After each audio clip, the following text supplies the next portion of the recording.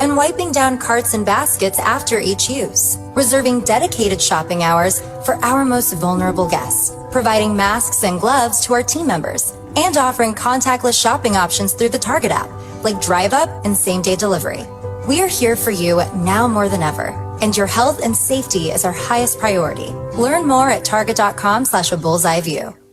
New Dunkin' Refreshers. Vibrant fruit flavors like strawberry, dragon fruit, and peach passion fruit. B vitamins and energy from green tea. All under 200 calories. Order ahead via the Dunkin' app for a contactless way to order, pay, and pick up in the drive-thru. America runs on Dunkin'. Price and participation may vary. Limited time offer. Amazon is hiring near you. Earn a competitive wage and start as soon as 7 days. No resume or experience required. Health and safety are a top priority with all of Amazon's roles and sites. Amazon is taking precautions in their buildings to keep people healthy. Go to amazon.com/apply. That's amazon.com/apply. Amazon is an equal opportunity employer. Hey everybody, it's your girl, Shelly Williams, Phillie's Oprah, host and executive producer of Single on a Saturday Night. And guess what? I've teamed up with DJ Kid Disco. He is the king of the podcast, and we have Zoom Your Podcast Masterclass. Have you ever wanted to start a podcast, learn how to be a Zoom professional, throw a virtual party? Now is the perfect time to learn all about it in Zoom Your Podcast. Go to ShellyShellWilliams.com or go to Instagram at ShellyShellWilliams or at DJ Kid Disco. DM us. Find out more information. This class is a must-take class. Hey everybody, it's Shelly Williams, Phillie's Oprah, executive producer of Urban Expressions, Single on a Saturday Night, but I am a business, social media, and media coach. And if you're looking to show up on social media with a purpose, I have a course for you. Have you been struggling as an entrepreneur trying to figure out how to get people to engage, how to get people to buy, how to get people just to see you on social media? I have just a course for you. Please go to ShellyShellWilliams.com to find out more.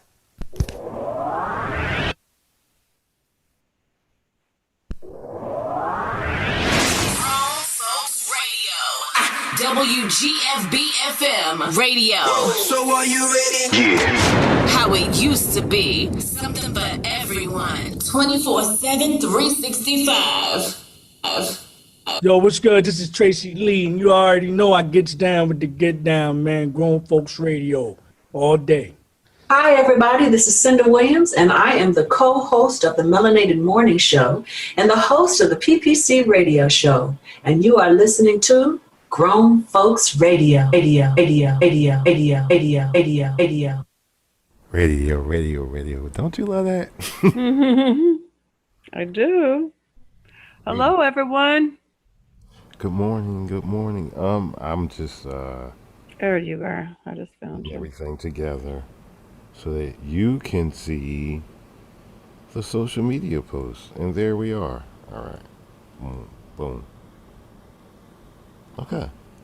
So, let's start from the top. Social media, I have just a course for you. We know you get it. We know that you get it. Yeah. I got it. Let's start from the beginning. Let's start with the vaccine. Okay. Yesterday in Olive Branch, Mississippi. I actually know somebody via the internet who lives in Olive Branch. Anyway, nice retired couple.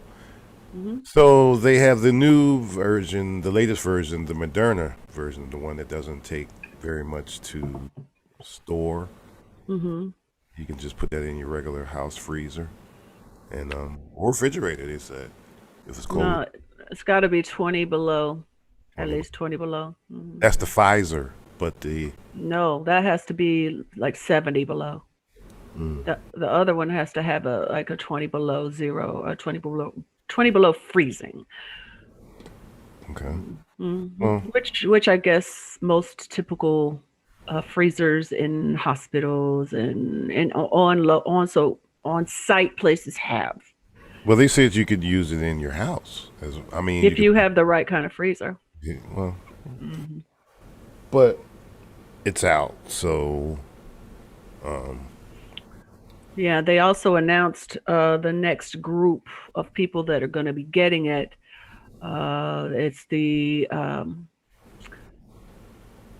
people over, is it 75? Yeah, people over 75 and essential workers, including grocery store workers and, you frontline. know, frontline workers.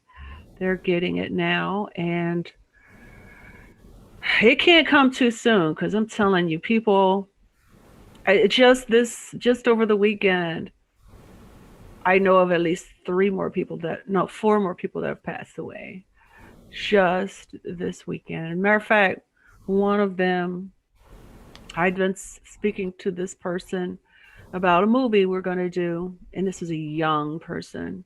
Wow. And that day, that was Wednesday, that day, they found out their mom had gotten it. Their 41-year-old mom had gotten COVID, and by Saturday, she was gone. No health issues, nothing. Gone. Wow. It's just, and my brother, it was funny yesterday. I mean, more ironic than funny.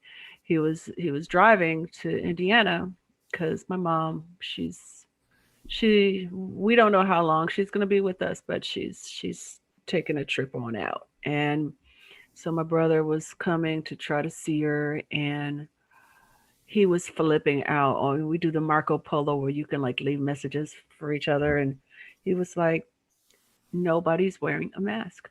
Nowhere. They're not. As soon as he got into Indiana, he's like, they just refuse. What is wrong? And I was like, because I told him, I said, were you coming? People are dropping like flies. Do not touch. Do not, wear your mask. Wear 2 masks. Be safe.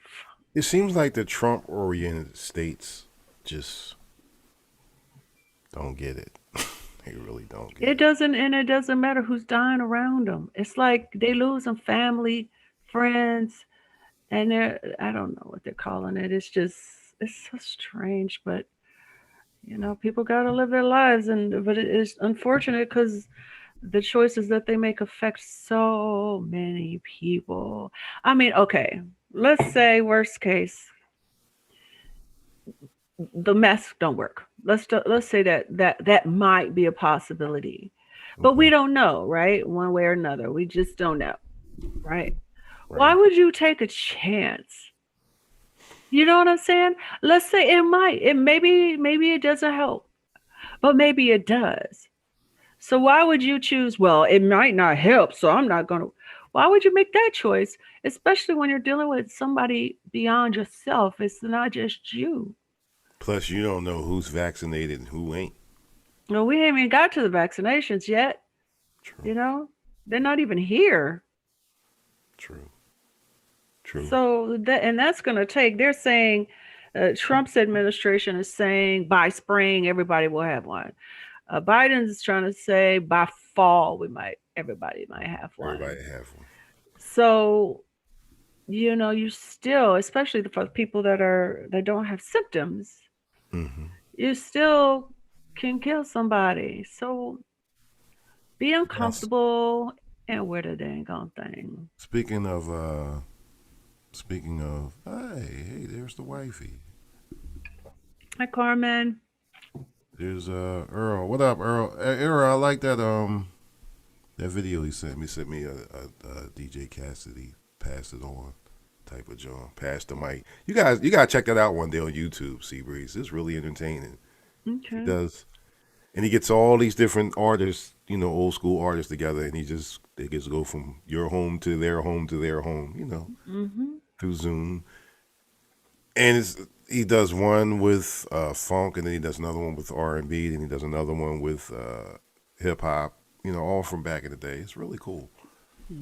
Very cool. So Verlin, what's going on now? Me and this cat go all the way back to Verlin. We go all the way back to middle school. What else, Smack? Yeah. So let's move on because there's a serious cyber attack that took place. Actually, come to find out, they've been doing this crap for months, but the United States finally locked it Admitting down. it. Yeah. Yeah, and his own Secretary of State, Pompeo, says we know that it's definitely the Russians. Mm-hmm. What does Boo Boo the Fool do? What does he do? It wasn't Russia, it was China.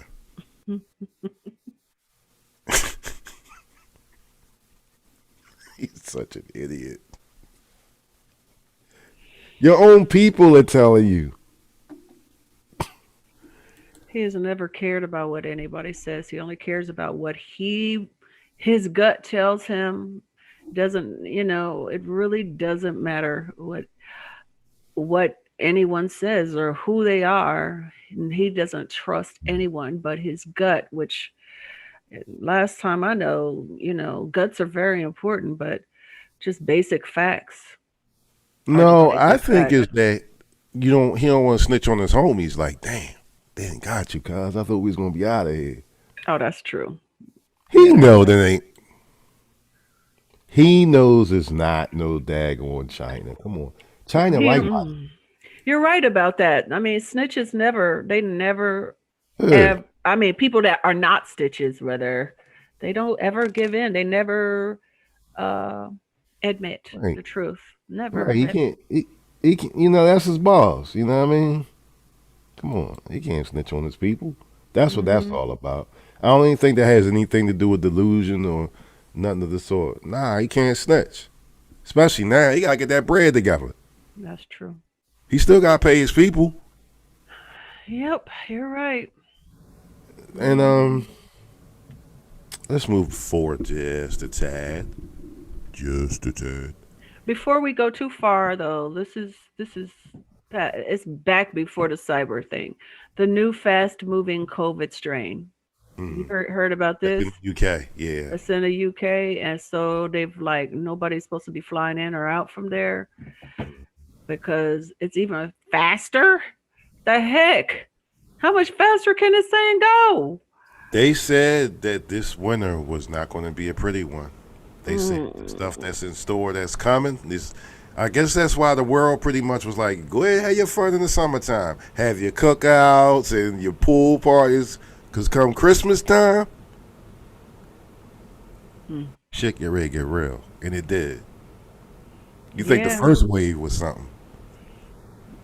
Well, that's how it's typically been. I mean, I heard somebody speak, and I don't remember which person. I listened to a lot of stuff, and they were saying this isn't new. This is what the Earth goes through. The Earth has natural disasters, and this is, well, some people believe this is man-made. I don't know, but this has happened multiple times. It's just we have evolved so much that we've been able to protect ourselves, and we would have been able to protect ourselves if we had had somebody in the government that actually understood anything at all.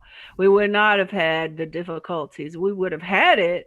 We wouldn't have had the difficulties that we're having if they'd have just followed the guidelines that Barack Obama and them came up with when they dealt with a virus before.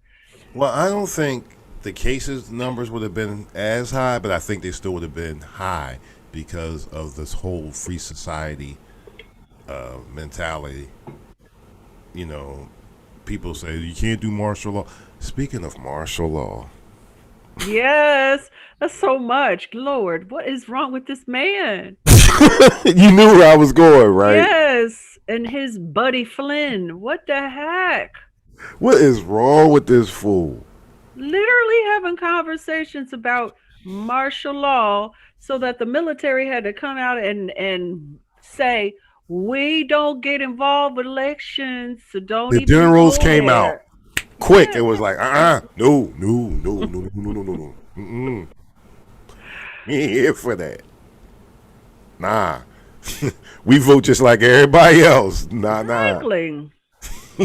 What is wrong with these people? I don't know, man. And where does he get his numbers? Oh yeah, martial law has been done 64 times. How you know that, cuz? Because that's what came to his mind when he said it. He don't know no numbers. He don't know no numbers. He literally just says, "Oh, this sounds good. 3 billion." You know, he doesn't know. They gonna try to hold on to the very last minute. Now they're talking about the day of the the day of the actual vote. They're gonna try to block it. For what? Even if you did any of that, it's still not gonna put this fool back. He lost. He lost. Yo, I think the thing that probably gets at him more than anything else is the Supreme Court. You know, and the court system, because they were like, nah, you know, yeah, we might have the same belief system when it comes to certain conservative ideas or super over the top ideas, but this is just too far.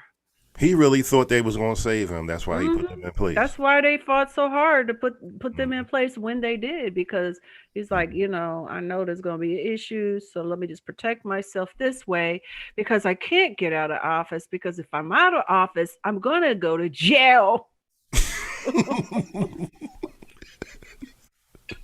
And guess what? Those pardons, they're only federal. I know. The Southern District of New York can't wait for that ass to become citizen Trump. All that money he didn't stole from, well, he didn't steal it. They gave it to him, the American fools. Yeah, yeah, he did give it to him, and the thing is, I mean, they gave it to him, and the thing is, it was there in the fine print what the money was for, so so they can't like be mad because they just didn't read. Okay, he got each and every last one of them. Well, he gonna need it for bail money now. Because yeah, and if you think Biden gonna pardon you, you got another thing coming. Biden ain't gonna really look in his direction. What? I don't know. Biden is kind of conciliatory. I have a feeling he's still trying to bring these two sides together, and I just don't think that that's going to happen. I don't care. I mean, the people that have already shifted away from Trump have already done it. Those that are still with him are going to be with him, and they're going to believe his lies because they just chose to. And they're not going to switch over now. I don't know. It's going to take a long time for this fissure, is that the word, to mend. It's going to take a long time. And I don't see what's the point. Who cares? Let them believe. They can believe that asshole for the rest of their lives. Who gives it? Goddamn. yeah, that's what I'm saying. That's what I'm saying. They believe what they want to believe, and no amount of kowtowing to them is going to change their minds. Well, I'm presidential and I'm going to do this and I'm going to, they don't like, you're a predator. You're all the lies that they've come up about him. You know, they're just going to keep calling him names. They're going to stop, and they're never going to trust him. They're never going to trust the government because they've chosen to get in bed with a liar that they know. I mean, it's just like, I mean, I hate to compare him to Hitler because Hitler was a very smart, brilliant person. But I'm not trying to be mean. I'm just saying it's not the same thing. But it is the same thing in that they're both charismatic, very charismatic, populist people. And so many people in that country got behind a obviously insane man and believed in him because he was just that charismatic. And same as Jim Jones. It took a long time for people. Well, actually, it took death. It took a lot of people dying off. You know, their children. You know, the purple juice, the purple Kool-Aid. That's it. You know, it's just the way. What up, Russell King? Nature. I'm sorry. Light the land. What's going on? Yeah, Verlin, he gonna need some bail money. So listen here. Speaking of bail money. I would like to. I'm not proud of it, but I'm happy to say that I'm not proud of it because it took too long. But I'm happy to say a deal has been reached, and it looks like the latest stimulus package will go through. And here are a bit of the details. It's a close to $1 trillion, like $900 billion deal. Looks like all Americans will get a check. Everybody who got a $1,200 check, you're going to get another check probably in January, early January. It's going to be $600, but I don't know what that's going to do, but it's better than nothing. That's what I'm hearing everybody's. Some people are like, I'm going to lose 600. Some people say, hey, it's better than nothing. So those who are on unemployment, it will be because unemployment is about to run out for a lot of folks, especially on the pandemic. The PUA, ends on the 26th of December, which is this Saturday coming. So it will be extended for at least 4 more months, and that means that new applicants can apply. And new applicants, I don't know how it's working from state to state, but if you live in Pennsylvania, this I know for a fact, you can backdate it. Now, one thing I didn't hear in that discussion about the unemployment, I didn't hear anything about retroactive, and they said this morning I heard that there will be no back pay. I kind of figured that with such a small amount. I kind of figured that. No back pay. Bastards. I kind of figured that because I didn't even hear it. I'm like, well, damn. So we just was struggling for that little bit. All right, whatever. So moving forward, you get $300 a month, and you get the $600 stimulus. Now, according to Nancy Pelosi and Chuck Schumer and President-elect Biden even said this. I don't believe it, but we'll see it when it happens. Oh, that's just for now. To bail us out of Christmas and moving forward once we take care of everything. Around February, we'll get another one. We'll see. Everything that depends on Georgia, honestly. Mm-hmm. It depends on Georgia. So, and even then, it's going to be tight because it's such a close. There's no big time majority in the House. If we did get Georgia, there would be no big time majority there. It's very tight. It's very close. So it's going to be difficult. Well, I think it'll be a little bit easier because then the power will change and Mitch McConnell will become the minority leader and Chuck Schumer will become the majority leader in the Senate. But you still got to have the numbers, though. Well, you'll have the numbers then because the same shenanigans that Mitch the bitch used to was pulling to not vote on stuff. So now Chuck Schumer will have the majority. So now he can say, we're going to vote on this. This whole game that Nancy was playing the holdout to begin with. She was holding out, hoping that Biden, would take the presidency, which he did. And she was holding out because she didn't want to give Trump an edge. And meanwhile, people are starving. So screw her. In the meantime, then she came back and she says, oh, well, maybe we can wait till after Christmas, meaning after January 5th, waiting for the Georgia race.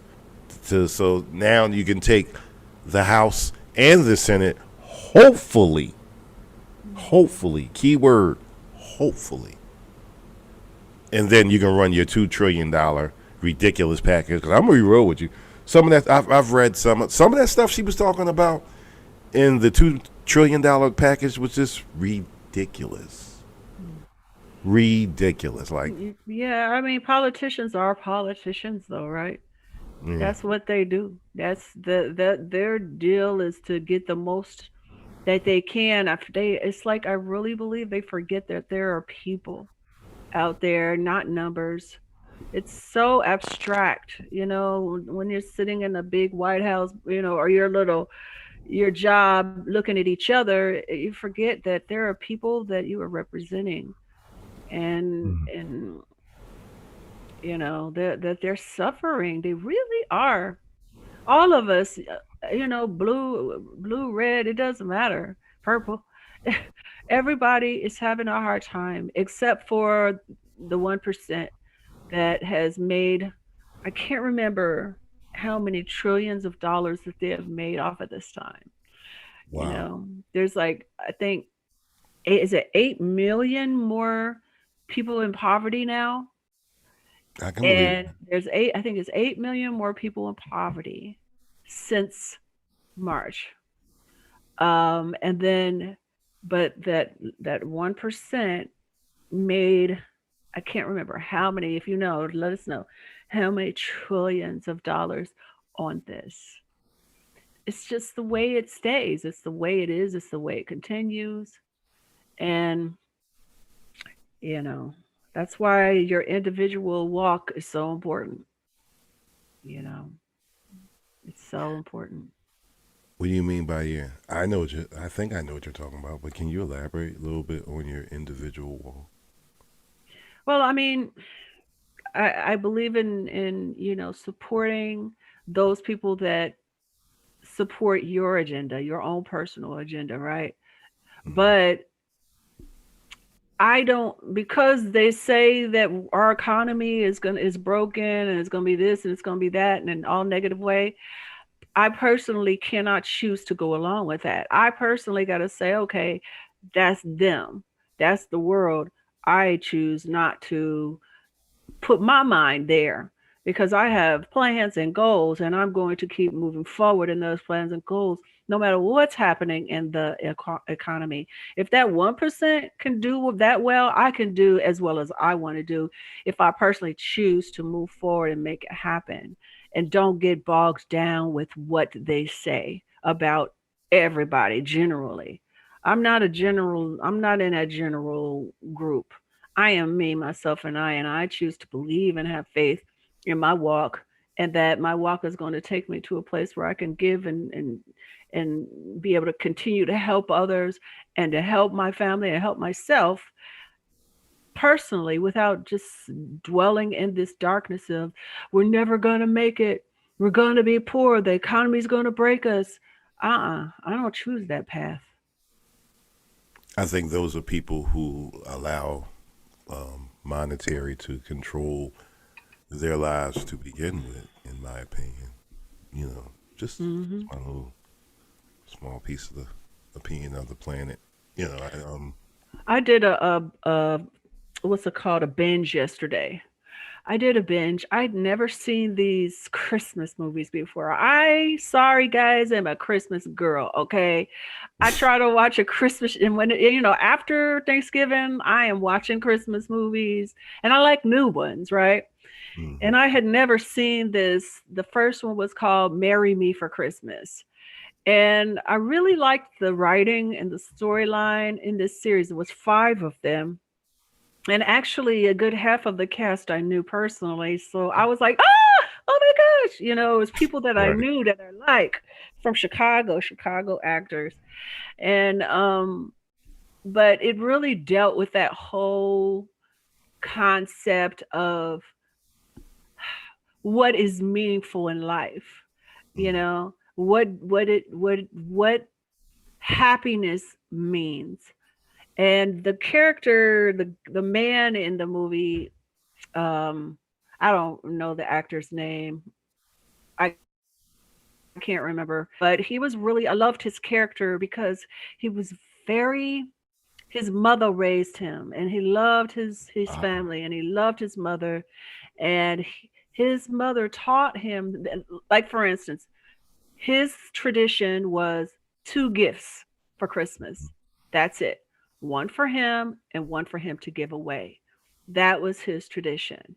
Whereas his wife, who was a great character, great person, was like, I want to buy for, I want to buy our daughter. I'm going to give our daughter a circus, a petting zoo for her first birthday, and like so many of us are, because we struggled as children and we're like, we're not going to allow our kids struggle like that. I'm gonna give them everything. And so they don't have a clue about what's important, you know. So it was a great, if you're like in the mood for something new, maybe I'm sure a lot of black folks have seen these movies. I had never seen them, but I'm not, they're TV all One, TV One usually puts out at least 5 new. Well, no, not new, but they play a lot of. well, this was on Prime, and Prime has like a whole section, and so does Netflix now. They're called Representation Matters. And so there's all these movies with people of color that are Christmas movies that, we didn't see for the People longest like time. Delroy Lindo, and I'm just thinking of some of the usuals. Natalie DeSelle, she died last week. I loved her in Babs. I loved her in anything she played on the Eve show.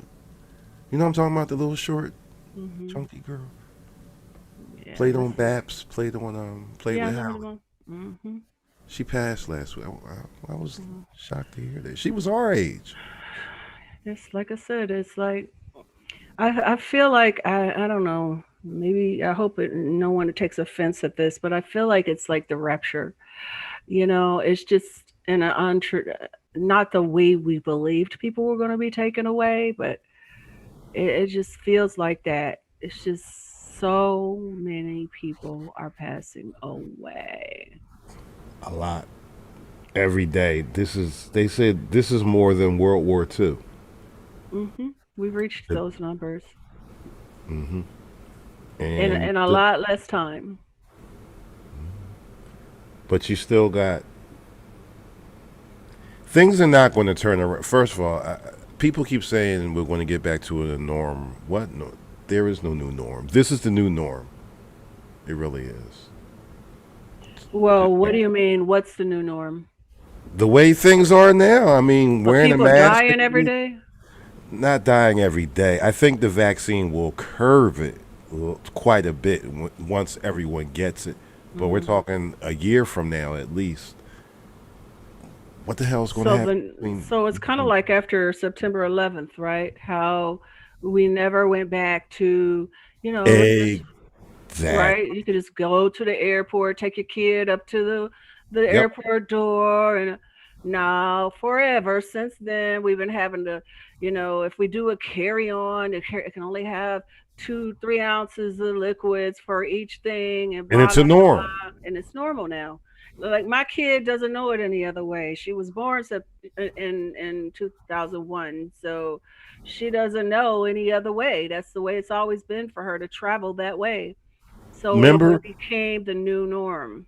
Remember when there was a big spike where people were spiking like aspirins, putting stuff in aspirin bottles, and then they came up with the and that's the norm now. If you see, what the hell is this? No. Shoot, for that matter, seat belts.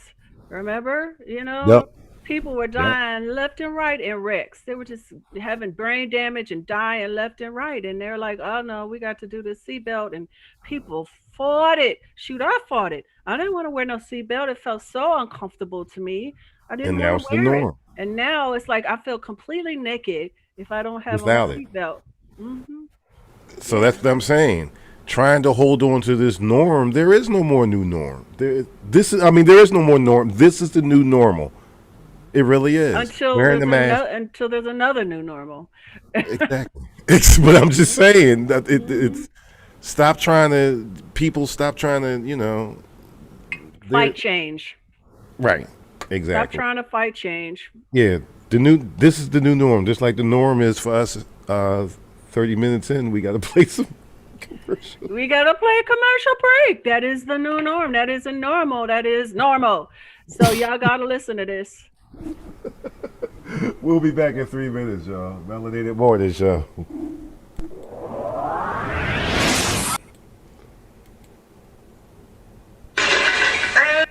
Whoops. I'm over here tripping. We'll be right back, y'all. The Melanated Morning Show. With DJ Kid Disco and co-host CYNDA Williams. Grown Folks Radio. WGFB-FM Radio.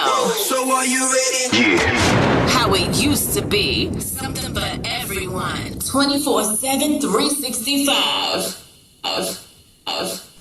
After these messages, we'll be right back.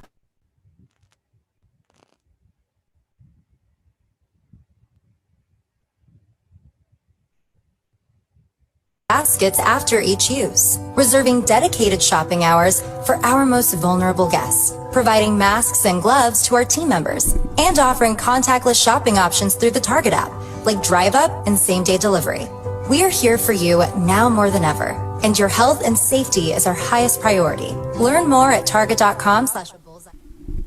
Okay, Facebook, thanks for tuning in. We are still here. We're just behind the scenes. You know how it goes. CC, hey, say hi to the people.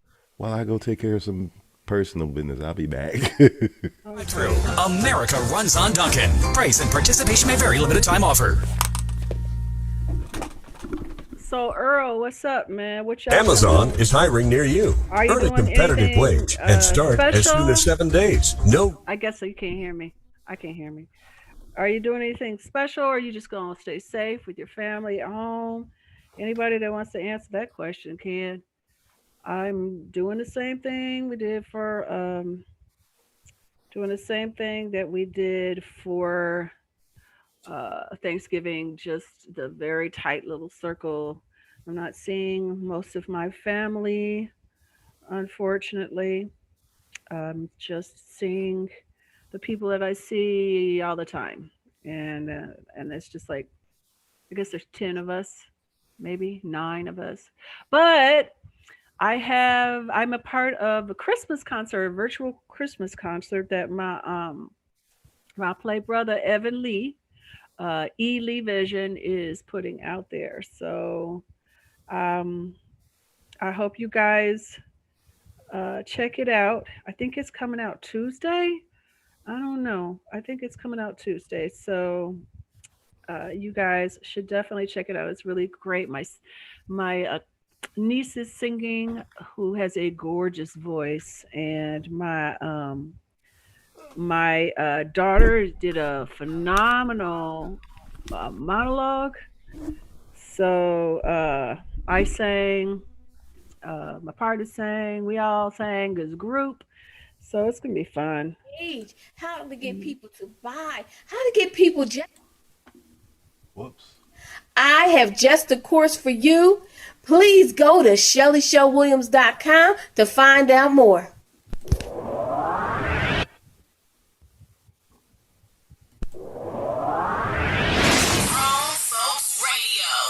WGFB-FM radio. So are you ready? Yeah. How it used to be. Something for everyone. 24/7, 365. Yo, what's good? This is Tracy Lee, and you already know I gets down with the get down, man. Grown Folks Radio all day. Hi, everybody. This is CYNDA Williams, and I am the co-host of the Melanated Morning Show and the host of the PPC Radio Show. And you are listening to Grown Folks Radio. So, Cece. Yes. Breeze, I want to share something with you. Mm-hmm. Real quick. I want to share something with everybody. Real quick. You're going to love this one.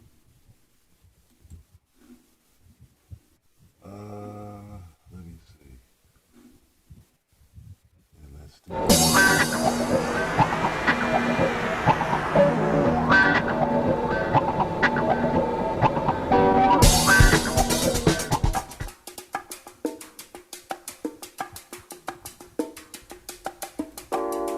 Hi, my name is CYNDA Williams, and I am so excited to bring you some great news. The Grown Folks Radio is going to be presenting the PPC Radio Show. Shelly Shell Williams and I are going to be co-hosting. We have DJ Joe Storm doing our uplifting music. We have CJ Julianis doing financial therapy. We have DJ Kid Disco, who is producing it all. We're also going to have phenomenal guests and some life coaches, therapists, and spiritual leaders that are going to help us in our lives. I'm so excited. January 6th, 2021, 2 to 4 Eastern. Join us on the PPC Radio Show.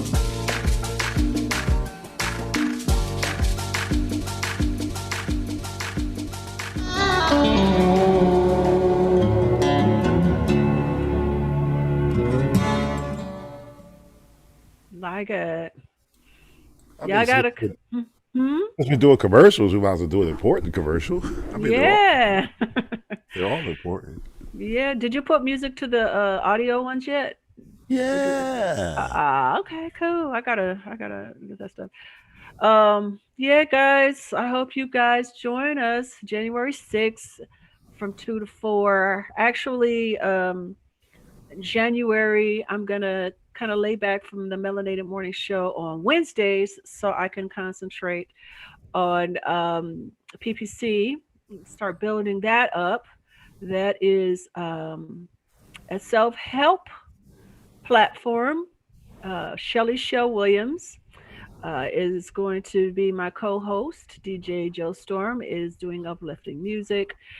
CJ Julianis is going to do a financial therapy session once, at least twice a month. Um, Crystal is going to do What's the Tea sometimes. She's going to come in for those of you that are interested in astrology and tarot. And then, of course, we're going to have phenomenal spiritual, religious therapists, leaders, life coaches coming on in the second hour to talk to us about practical ways to cope during these days and times. So, very excited. And DJ Kadisco is producing it. I'm sure every once in a while he'll say hi or we'll ask him a question, but most of the time he's just gonna be handling the tech side of things. He's just gonna take a break and do the tech and engineering and let us do all the talking. I'm just the hired help on this one. Yeah, so we're going to be building things up. I'm very excited about it. I've been talking to so many different people. Hey, Sophie just walked in. Hey, He said hi. You say hi. We're talking to all kind of folks, trying to get them to, you know, therapists. I talked to my uncle. I'm excited. Both of my uncles agreed to be. One of them is a spiritual leader and a counselor, and the other one is a pastor, and one is a counselor solely, pretty much, and the other one is a pastor or a retired pastor, but he still counsels. And they're going to come on every once in a while to give practical advice about how to get through things, and from a biblical, well, probably both of them from a biblical point of view. And then I'm just very excited. What's her name? Tina Harmon is going to be our very first therapist guest. She's coming on January 6th, so it's going to be fun. I'm excited. Oh yeah, we didn't get the round of applause. I'm sorry. You better come on with it, Mr. Producer. Wait a minute. I'm sorry. You know things. I don't know what happened. All of a sudden, my stuff just. Yes. So, I do have a topic. Okay. Just a bit of a topic.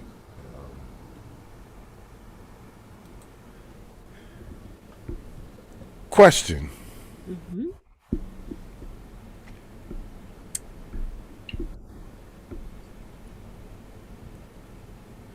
What attracts women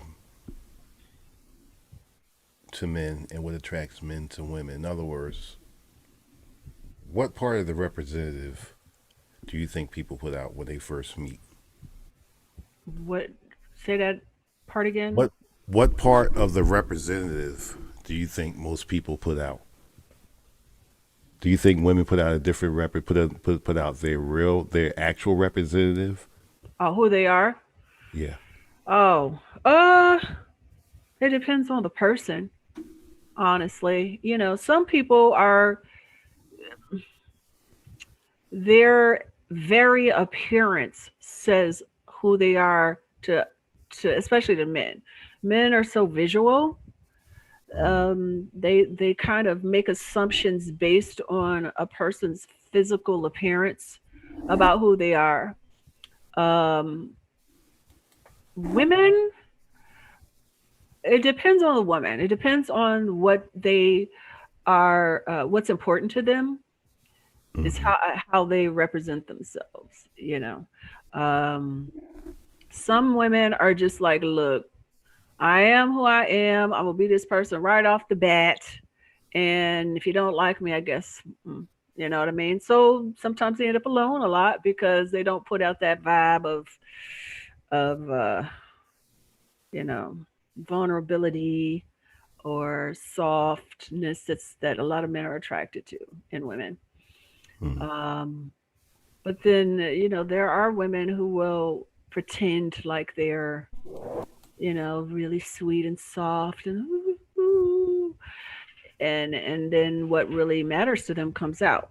So I don't think it's a general thing, but I do. One thing that's general is that men tend to be attracted to first to the physical, and women tend to be attracted to, does this person seem like someone that can keep me safe? uh, and it's changed about how people keep them safe, meaning in the back in the day it used to be, can you keep me physically safe? Are you a big guy that can fight a tiger for me? But now it's become, are you a guy that's got a job? And do you have what a job represents? So do you have the nice car? Do you have a home? Blah, blah, blah, blah. Because that means that you have security and so that I can be safe with you. Um, a lot of women. But then things have evolved so much with women. A lot of women are their own breadwinners. They don't need a man to Mm. to provide for them on a financial level. So then it becomes, are you going to keep me emotionally safe? Because I'm out here working like crazy to make my own money, so you don't have to worry about that. But I still need to be nurtured in a man woman way. I need to be hugged. I need to be kissed. I need to be made to feel like you adore me. Um, so we've evolved, and depending on where you are on that evolutionary ladder, when it comes to your needs, what you want from a man is different. So yeah, Would you agree that the roles have changed between men and women? I believe that we're balancing out. I believe that for quite some time, men were taught that they've got to be the breadwinners, let the woman take care of the kids, let the woman take care of the house. You make the most money and you just make sure everybody's fed and housed, and that's all you need to do. And then women were told to stay at home, blah blah blah. And I believe that it's balancing out. And because of the economy of our societies, especially in the Western world, we can't afford anymore to have just one person working. And so when women had to start going to work, that things started shifting because then women was like, okay, if I'm going to be working 40 hours a week too, and I may or may not make the same as you, depending on the position that I'm in, then why aren't you helping me at home more? Why aren't you spending more time with the kids? Can you nurture the children too? Can you go play games with them or take them to soccer games? Why do I have to be everything? And some men have gotten to the point where it's like, I don't want to go out and work a 40-hour week. I'd rather spend my time with my kids and raising them right, like be the father that I didn't have. So I think things are shifting when it comes to identities of men and women. And I don't necessarily Especially think that's a nowadays. bad thing. Hmm. Especially nowadays with COVID, I think a lot of roles have changed with the family period because you got everybody having to do certain, like the mother. And the way that it is now, a lot of essential workers nowadays are women, Yeah. not just in the healthcare field. Walmart workers, They're grocery teachers. store workers, teachers. A lot of them are frontline workers. We don't think about people like the garbage men and the mail delivery and the Amazon delivery people. Roles have changed. Roles have reversed. Well, I don't know that they've reversed. I just think that they are shifting towards balance. I think more and more men are doing traditional things that women used to do, and more women are doing traditionally.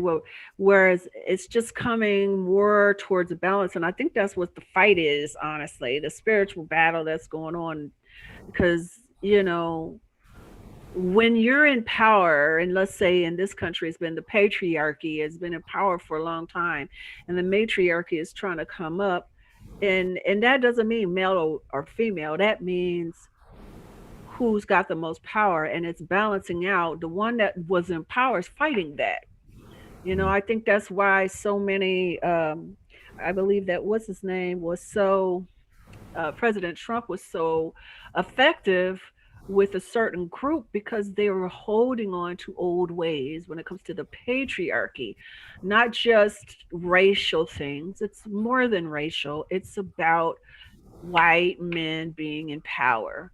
And even some black people are more comfortable with white men being in power because it's all they've ever seen or known, and they believe that's the only way things can work out.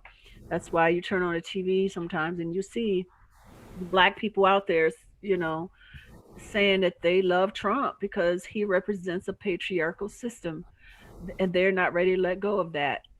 But it doesn't matter if they're ready to let go of it. It's going away.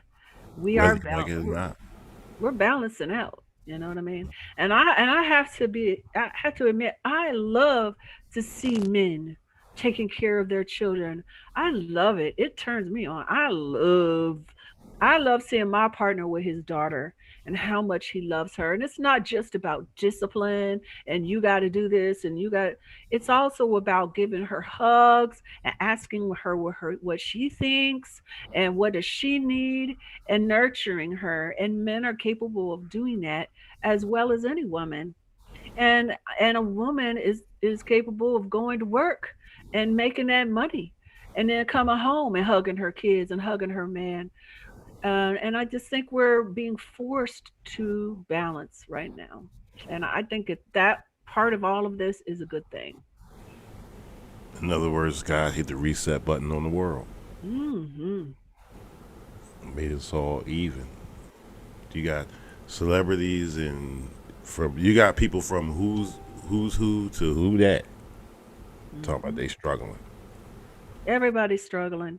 Even I don't know anything about wealthy wealthy people because I don't really know them. I have in the past, but I don't really know them that well.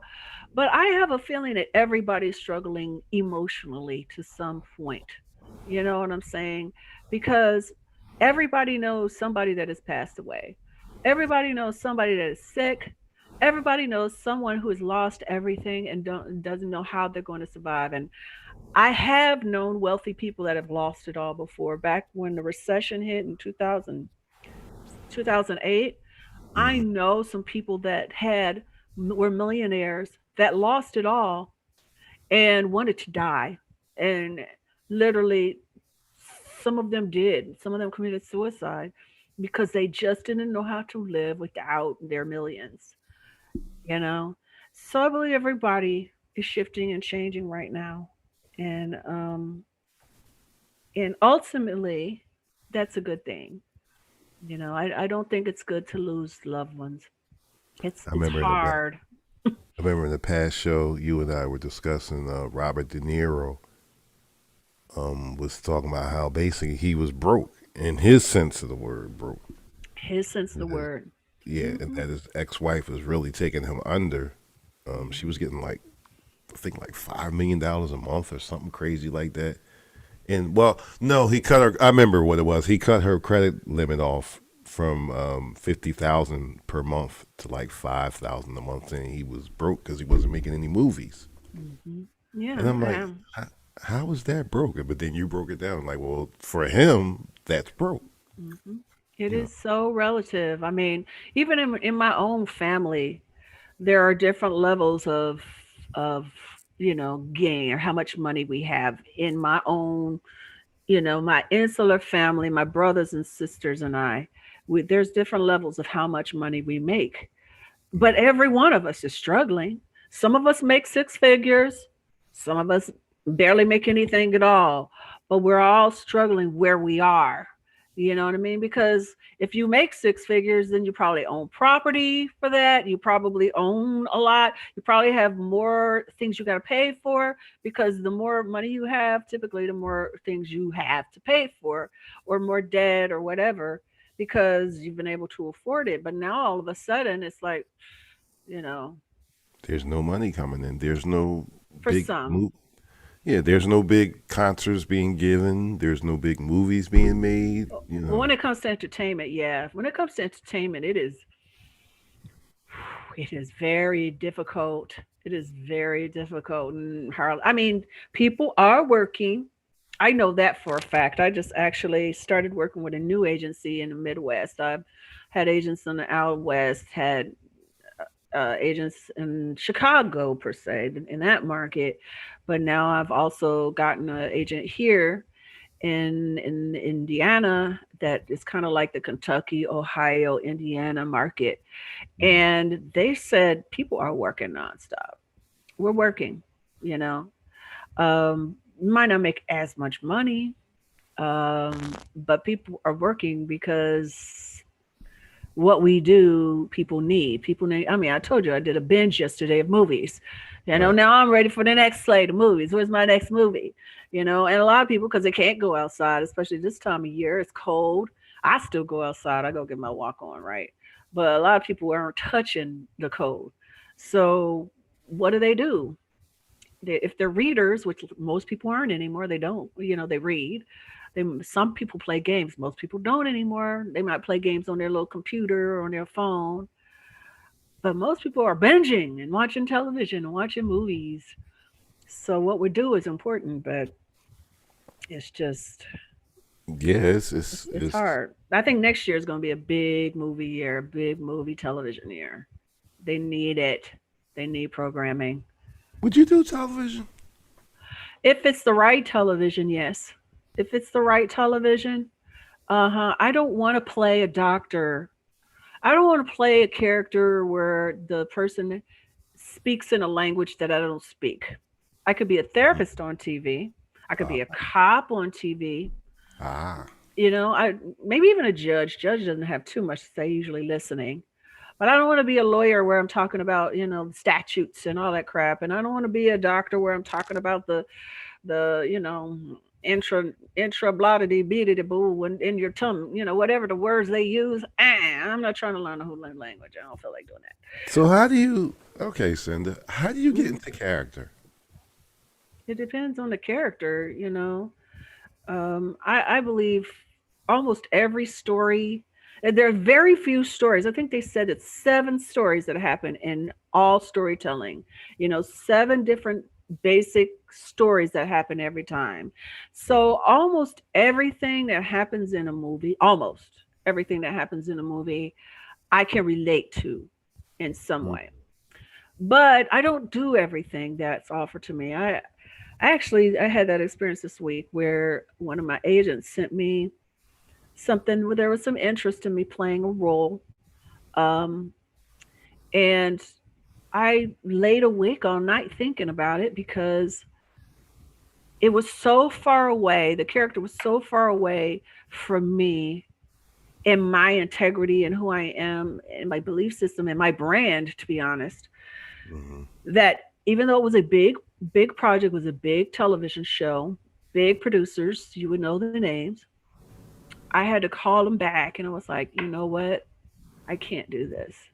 I just, I won't do this because it's so far away from my brand, who What I you believe am. in? I'm sorry? It was so far away from what you believe in. Is that what you're Yeah. saying? hmm Wow. And it's not that I judge anybody that would do the part. It's just not me. If I was just acting in my life right now, maybe.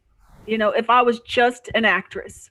Because I in the past I've played some roles that were awful characters, really, really awful characters. Uh, Wow. but now I'm doing more. I am on the radio with you. I'm doing my podcasting. It's all about empowerment of the spirit, mind, and body. It's about empowerment So I don't want to play a character that is against that. You know what I mean? So as an actress, you're far more evolved than Clark Bittercourt. Well, I don't see anything wrong with Clark Benacourt. The most that Clark Benacourt would do is having sex, which all of us at one point or another do. True. So to me, there was nothing wrong with that. I mean, I was shocked by the nudity. Looking at myself on a screen the size of a freaking building, that was a little hard, you know. But we're all naked if we've got some kind of sense when we're making love. So that is not an issue for me. Love making that's not gratuitous. It's not gratuitous. But this role was a character that it was just totally against my belief system about how a person should be. Even though the character was not a bad person, they just made choices that I would never make. And so let me ask you this. Mm-hmm. Let's say for shoots and giggles, somebody gave you a role, a script, and it was Clark at an older age. Mm-hmm. Would you do it? Sure, I just wouldn't do the nudity like that anymore. No, but I mean, let's just say somebody decided to do a Mo Better 2 or something like that, and Clark was involved some kind of way, and they wanted you, of course, who else to play her at the age you are now? Would you? Of course. If it's a good script, if it is saying something that's a positive, saying something. For me, it's all about an overall script. It's not just what my character does. I've been in movies before where I was desperate to work, where my character was fine, my character was nice and meaty and whatever, but everything else was weak. I don't want to do that anymore. I'm very picky about what the movie is saying. And I can play a negative character or a flawed character. Okay. But it just can't be so far away from my integrity that it's not a person that roles are very influential to people. You can normalize things if people see it every day, So if you could play somebody in history, who would it be? There is a woman that I'm embarrassed, but I can't remember her name. She pretended to be white. She was from the South. She escaped West.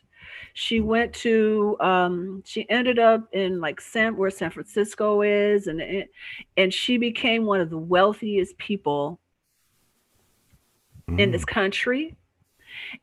And then once she got herself established, then she started working with helping to free slaves. And she worked with all of those people. She was actually very close to Jim Brown. And she changed a lot of things. And then eventually she came out, and I'm Black, So I can't remember her name right now. If anybody's listening that knows who I'm talking about, let me know. That's a role that off? Yeah. Because remember now, yeah, but I mean back then, when people didn't look like me back then. You know what I'm saying? They didn't, now you look at me and you're like, oh, that's a Black woman, or she got something in her. But back then, people, either you were one or the other. Very few people were in the middle. So you could pull it off. If you were light enough skinned, then yeah, you could pull it off. Yeah, I have a cousin who he is very fair. His eyes are blue, his hair is blonde, and he is Black. You know what I'm saying? And if you met him, you would assume now, you would go, oh, he got something in him, because you can see it in his features, the shape of his nose. But back then, he's white. Back then, he's white. I'm like, who you remind me of, actress wise? Who? Older actress, Lynette McKee. I love her so much. I really love her so much. I met her, Really? yeah, when she did Jungle Jungle Fever. Fever, right, And right. remember, I was in that movie, and then they cut me out of it because Spike was mad at me, so they cut You me was in out. that movie? hmm I I was in did it. not know that. I just learned something today. That's because you never saw me in it because they cut me out of it after I finished shooting and everything. They cut me out. And Wow. and I, actually a good deal of what the characters, especially her, what her character says in the movie were all my words because Spike interviewed me about being mulatto and being with, white man, black, versus black so man. that scene when they were sitting around having the sister girl click, that was you. And I'll, then and of course I got no credit for that. I'll be damned. I mean, word for word, he ain't changed nothing. It was my words exactly, which was very upsetting considering he knew I was writer.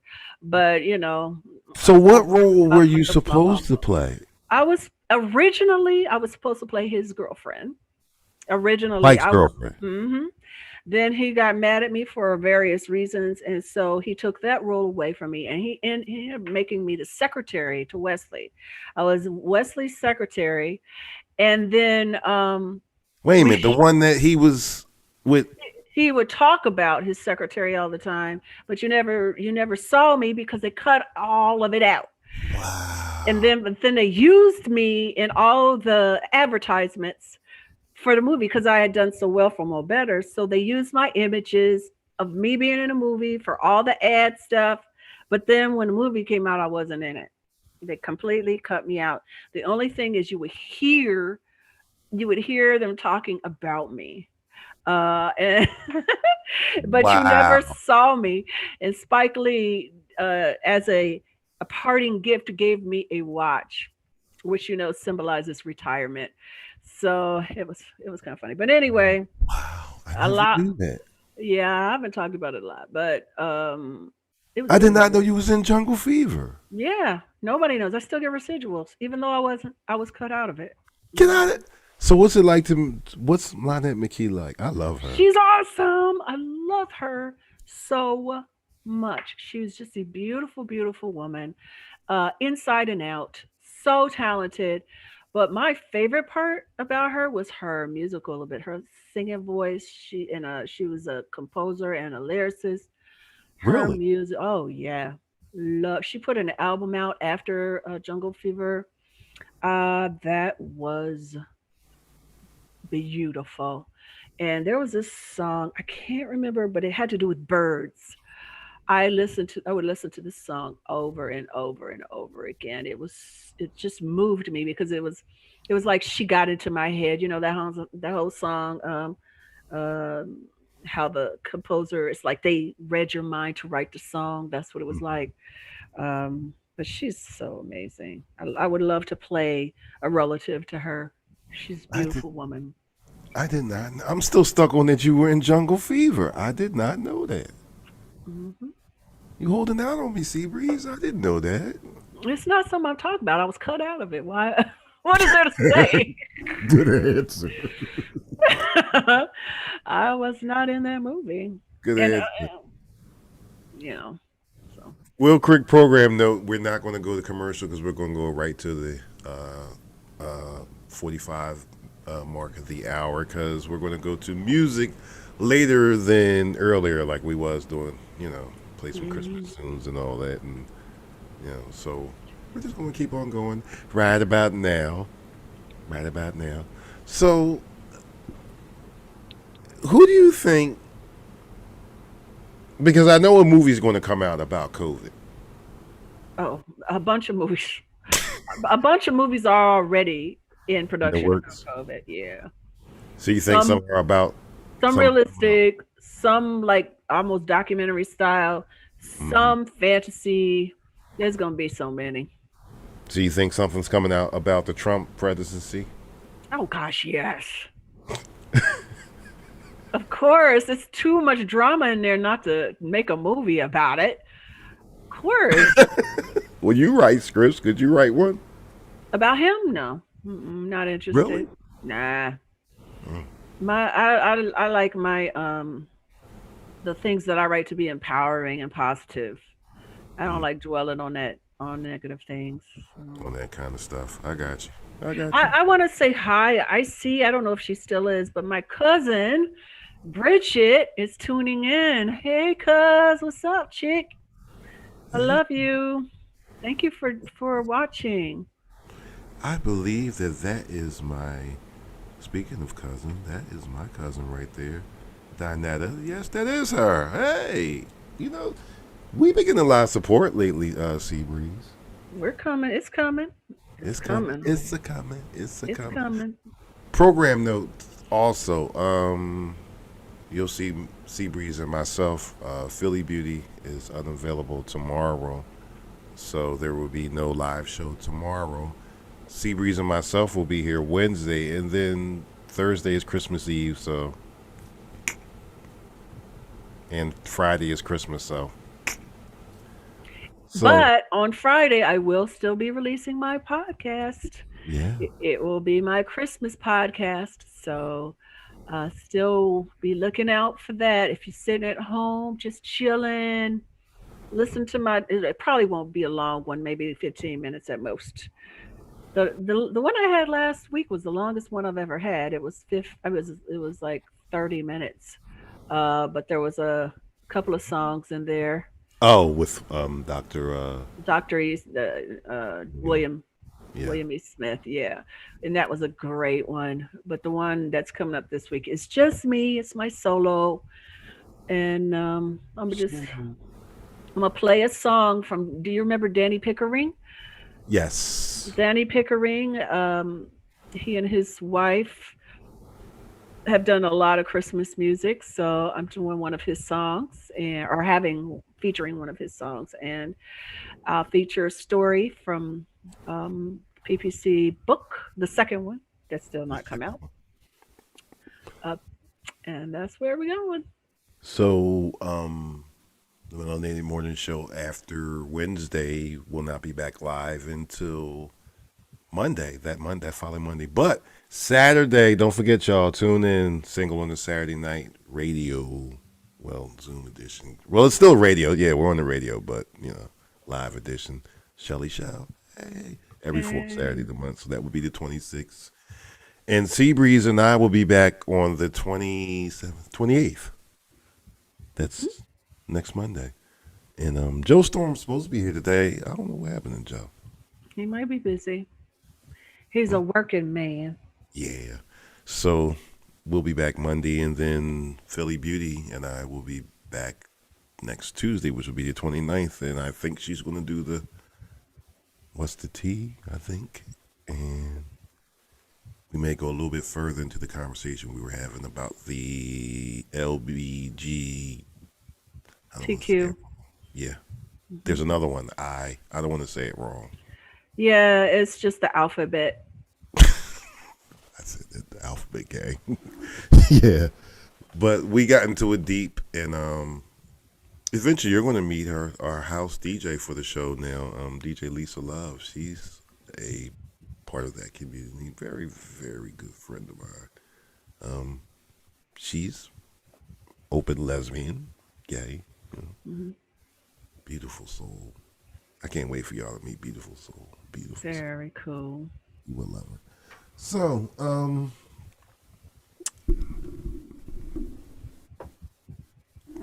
I saw something. Well, not I saw something. I heard something yesterday. Shelly Shell was doing, was involved in a toy drive yesterday. Mm-hmm. Toy giveaway. And she mentioned something yesterday. I was on the phone with her while she was doing it. Shout out to Shelly Shell. And her sister Monica, Monty on the scene. And I was like, well, is it busy? Because it sounds, you know how you talk on the phone with somebody you can hear. And I was like, oh, is it really, really busy? She was like, it damn near triple. Mm-hmm. She said usually they do maybe about 25 to 50 people. She said it was well over 200 people. People don't have anything. They actually ran out of stuff to give away. Hey, Monty. It was just that She just joined us. Oh, did she? Hmm. I heard it was a great success, and it's something, man. People don't have money, man.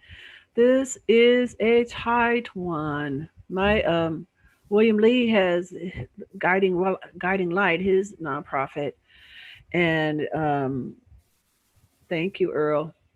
Hey, Earl, thanks. Hey, And there's Monty. Oh, Monty. Yeah, I see what you're talking about. Monty on hmm the scene. All hmm right. yeah, and people need help this year. They need help, but you know what?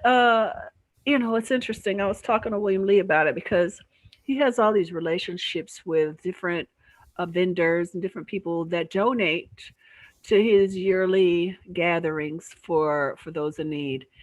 And he found that some of the people that he was working with are even more generous than before, which is a beautiful thing. But then he also found the opposite. There's some vendors that are like so tired they just don't care and aren't giving anything, and they would rather just throw away their product that they don't use, because that's what they do. A lot of these people, if they don't sell it, they throw it away. It goes in a big bin. Food, clothing, toys, any of it. Remember the island of misfit toys? Mm-hmm. There's a trash bin of misfit stuff that so many people could use, but they're too lazy and frustrated and tired to do what they need to do to make sure it gets in the hands of those that would need it. So it's tough. It's a tough year. Yeah, I wasn't shocked. It was just, when I was talking to Shelly about it, I'm like, damn. I said, I'm going to mention that on the air. First of all, I think it's a great thing that they did. That they served well over 200 people. Hmm. But for her to say, well, we normally don't do that. We only do like maybe 30 to 50 people at the most.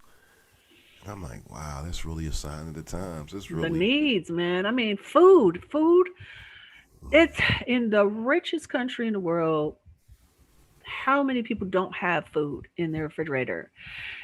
How many people don't have food in their pantry left because they have eaten it all?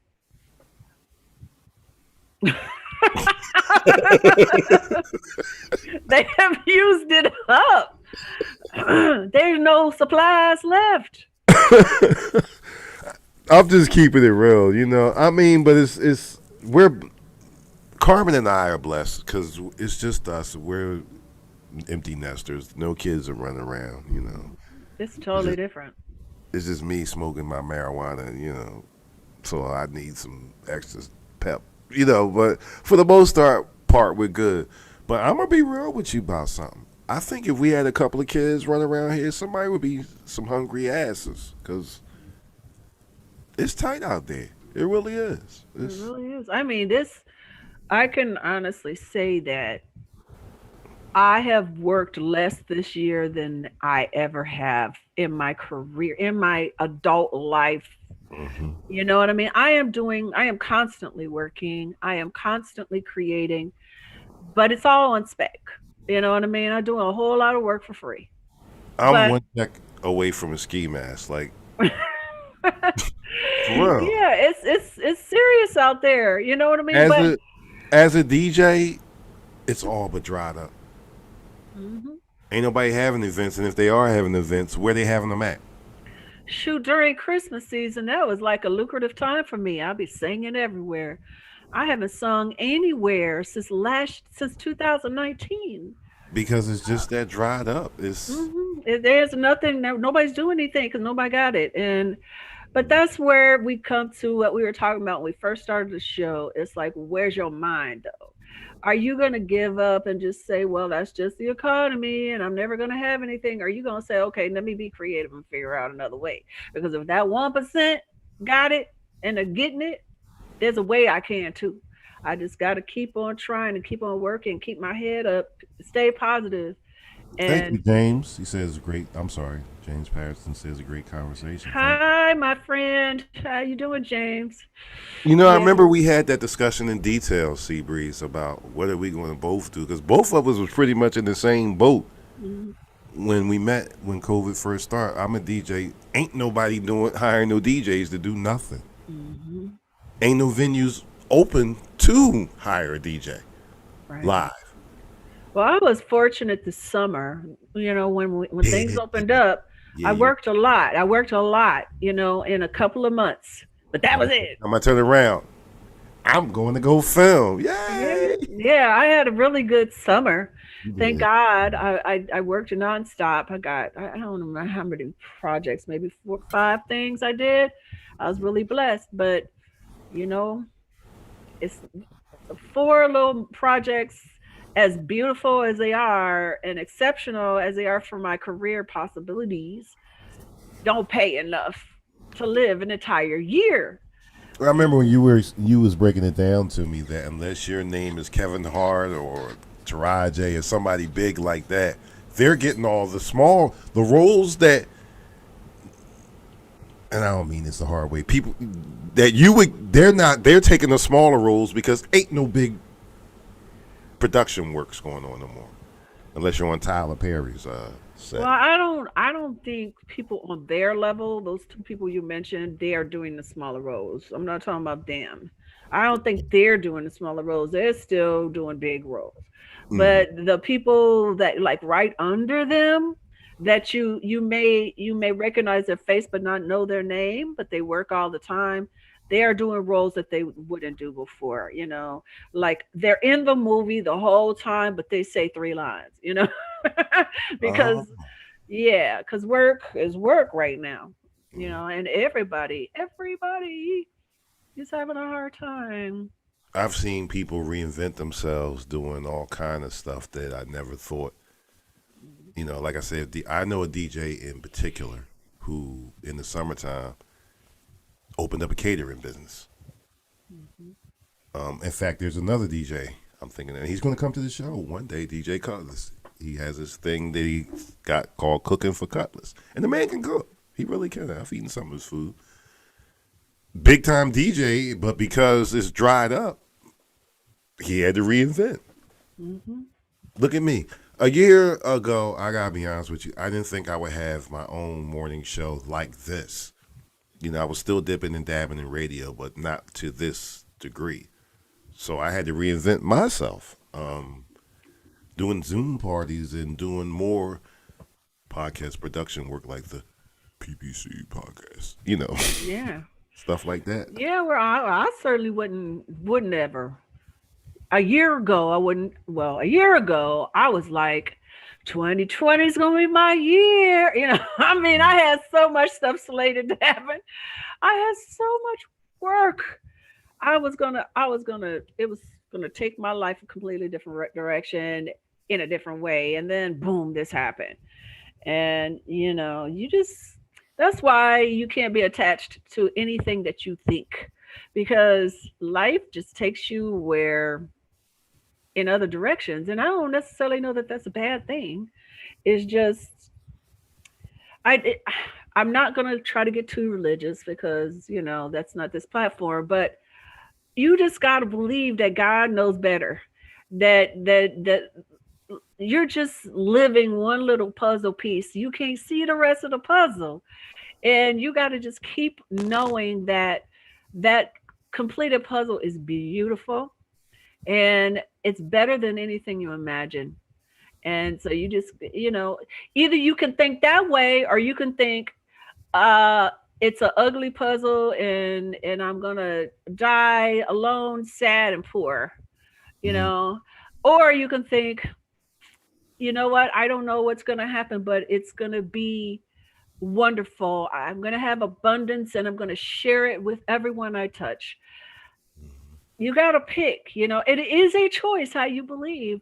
And I promise you, what you believe is what is creating in your frontal lobe, and that faith, that mustard seed faith, is going to bring about. You got, I've been listening to, thanks to Dr. William E. Smith, Joe Dispenza again. I used to listen to him all the time, and he's from the scientific point of view of what happens based on how you think. how your brain changes based on how you think, and when you pray or meditation, basically you change your world with the way you think.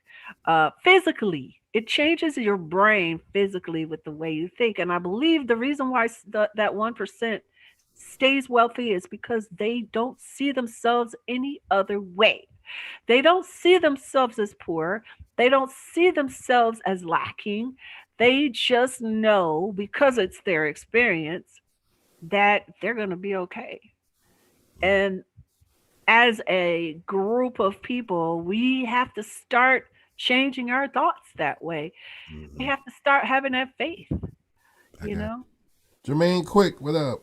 My man Dante Diesel, he's a actor himself. Hmm. A couple movies. Everybody trying to work, man. Yeah, Everybody. that's I've worked too. People getting paid for the. Yes, virtual platform. Listen, this is good. This is going to go back to what we was talking about, Seabreeze. The new norm is virtual. Zoom. This time last year, most people had never even heard of Zoom.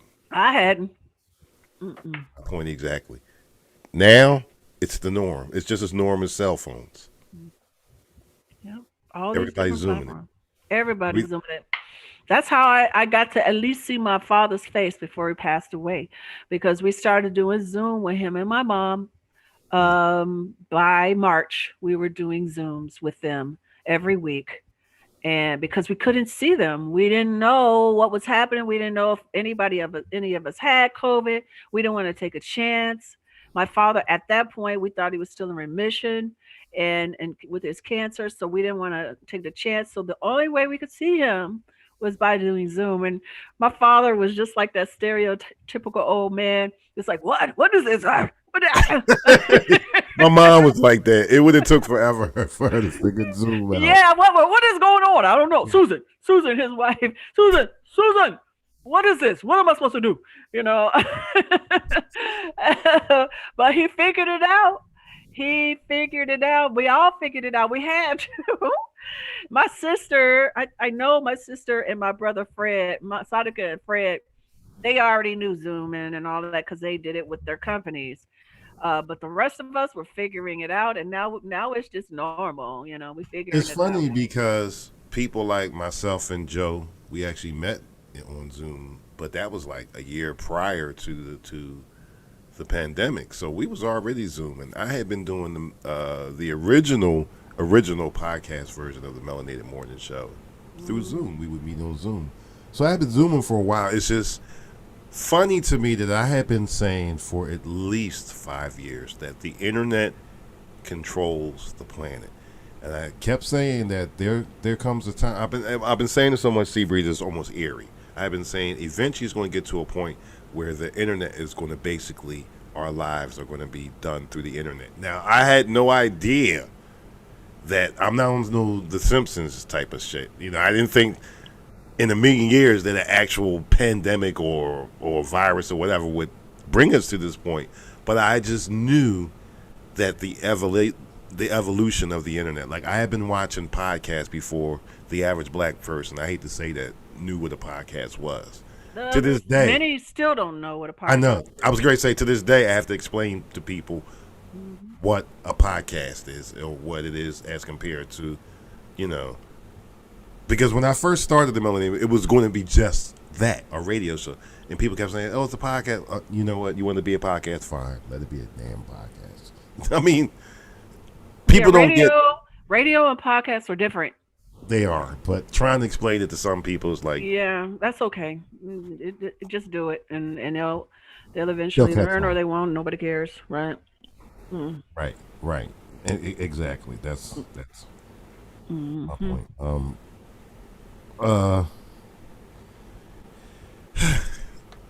The way that we've had to reinvent ourselves on the whole is just amazing, to the resolve of people, because we had no choice. You got people doing jobs that they would have never thought that they would be doing.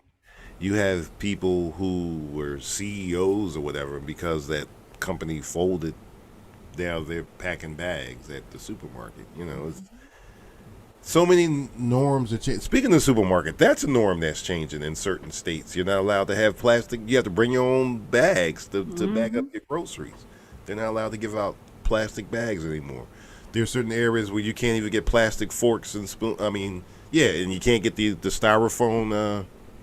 Yeah, because it's really bad for the planet. It's really bad for the oceans. Yeah, and it's really bad for all those places where the pile of garbage is just filling. And the thing is, plastic, it just takes a very long time to break down. I think a couple, at least 100 or 200 to 250 years. I heard, read. I don't know. It But how takes a many long people time. actually still wash plates? How many? Because I know in my house, paper plate, we be paper.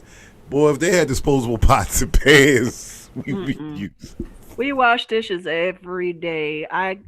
Washing dishes. It to me, it's just such a waste. It's such a Okay. waste. Let me put it another way. My wife works all day. Do you really want my blind ass washing your dishes? And Well, that's what a dishwasher's for. we don't have a dishwasher. So do you really want me washing your dishes? I'll It wait. really, it really takes the physical. You can feel if something True. is clean This as is what long I as you got hot water and soap. and some good little dab of bleach. You know, that's the black. You don't got. You don't got to see. Nah, we do. I just that's less. We do a lot of paper because we don't do a lot of cooking here.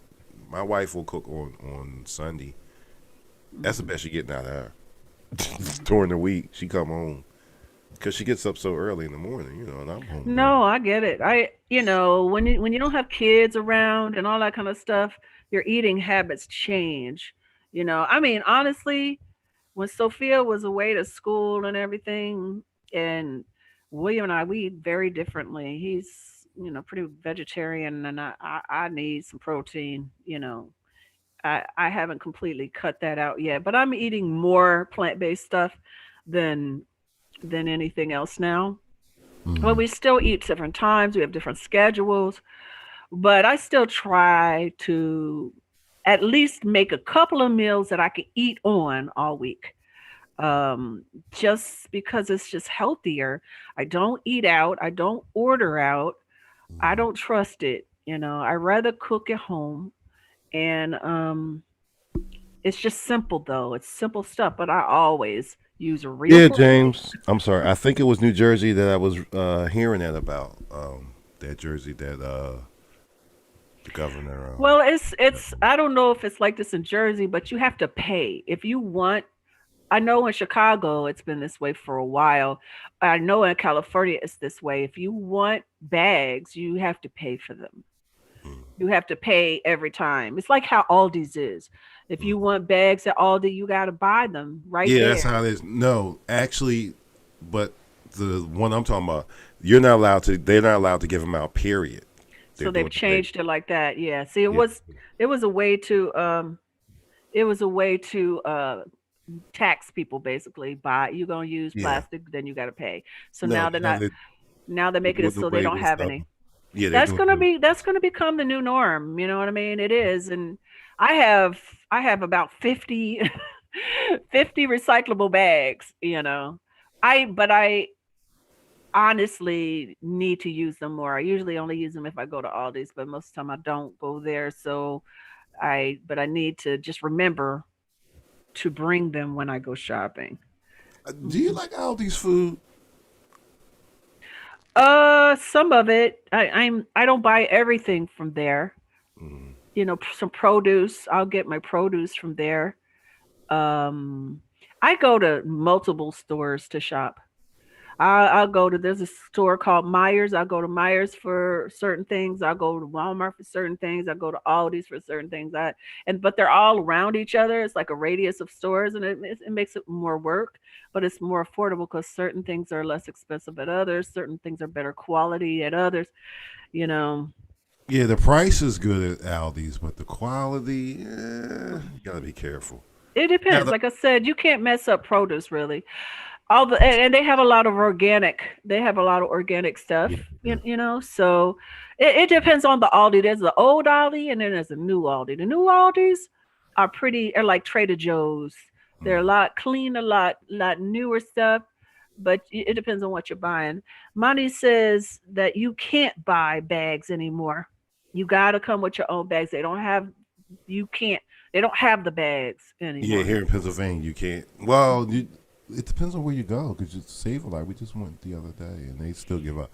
But they're getting ready to change. No, that is getting ready to become the new norm that you can't buy bags. You have to bring your own bags.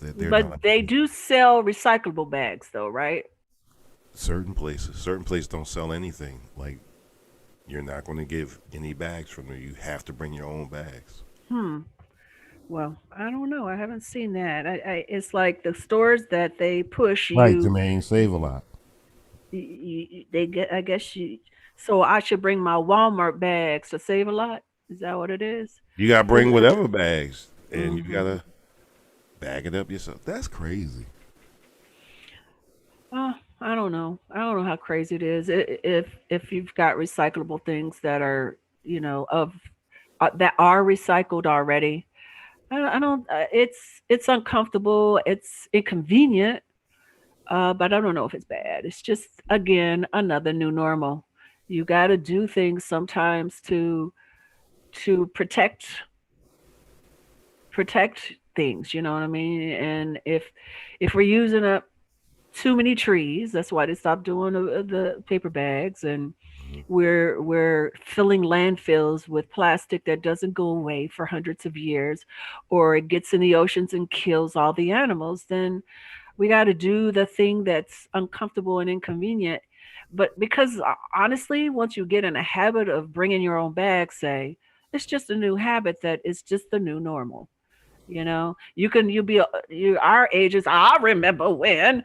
We could talk about how it used to be, but I remember when you didn't have to use your area code to yeah. call somebody. Exactly. I remember when you didn't have a cell phone. I remember when somebody could listen in on your call on the other line. Woo! Mama catch you talk about some stuff you had no Right? it Are just you on that phone? Get off that phone. What you talking about on this phone? You talking to a boy on this phone? No privacy whatsoever.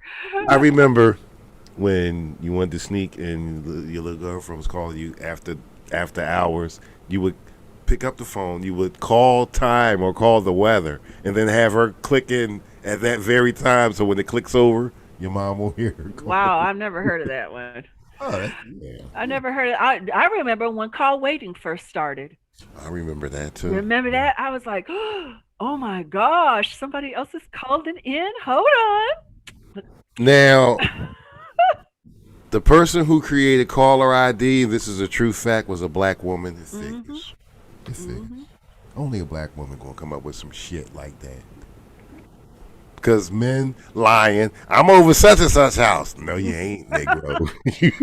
Who the hell is Susie Q? Like, shit, they got this new caller ID thing. I remember that emphatically because it actually almost got me killed messing around with three people at the same time. You remember maps? Remember when we used to have to use maps to get somewhere? Yeah. Paper maps. Open it You up. had to pull it out, and it took you forever to be able to put it back together. And if you were like me, maps meant nothing because you didn't know what north, south, east, or west was. I was one of those people. I'm like, okay, so I'm looking at this and that. Only place I knew how to get around was Chicago because it was on the grid. Chicago, not the north side of Chicago. Most of Chicago is so easy to find where you're going because you got the lake to show you which direction. You got these landmarks to show you. But the other places, man, LA was. But GPS had been out for years. Yeah, I remember when my father always got new electronics as soon as they came out. My father was the first person I knew with a car phone. I remember that great big old car phone. I was like, my father's the person I knew with a Walkman. Remember when Walkman first came out? I gotta admit, I was one of the not the Walkman itself, not just the FM. Remember, it was just the FM Yeah, receiver. my I was father had one of all the, that. but I remember I was the first ones, one of the first ones around the way to have the one with the tape recorder, with the tape deck, and you walking around. Yeah, my dad was that guy. He always got. My father was a very generous man. He was very generous. He shared his money because he worked 3 jobs all the time, But he always made sure, one, he had a new car every 2 years, and he always got the new technology as soon as it came out. He would Now, always have it. my mom was the exact opposite. We was the last crib on the block. Like, damn. Y'all still using pliers to turn your TV? Negro, we got remotes now. Hey, man. Yeah. We was I'm telling you, we were probably the last house in Philadelphia to get cable. Everybody else got cable. They watching Tyson fight parties. I mean, it's some bullshit. I'm still watching. When my parents split, everything changed because, although my father would try to still get us stuff, I remember Laserdisc. Remember Laserdisc? Mm-hmm. We had a Laserdisc player, and the whole year that it meant something. Remember, it only lasted it's like Betamax. It was done. You know what I mean? Remember Laserdisc and Betamax? Like that was a bad and out. And out. Gone. That was a bad idea. Like Chia Pets. That wasn't a good. People still have Chia Pets. They do? Yeah, they do. They still still sell them. People, that's the ugliest thing I have ever seen. Why are you gonna mess up a plant with an ugly face? I never understood the whole concept of a Chia Pet. It's like, remember the sea monkeys? Yeah. Used to be able to get them in the back of the comic book. Comic books is something that you don't see. Well, they still have plenty of stores. It's like those people that buy records. There's always going to be a niche market. Exactly. There's always going to be a niche market of people that will always be true to the records, to the comics, to the different things that, like me, I stopped finally buying CDs, but I have I don't know how many thousands of CDs. Whenever I would work, because CDs came in when I started working. So that's how I would pay myself when I would work. I would have to budget because I never knew when I was going to get another job. So I would have to budget my money. But how I paid myself was in books and CDs. So I had music galore on CDs, and it took me a long time to stop buying CDs. Nowadays, you can just download the music from anywhere. That's what I'm saying. It don't make no sense to take up space. But then at one point I was thinking in a very bleak way, and I was like, well, keep all your CDs because it might come a day. I've watched too many movies.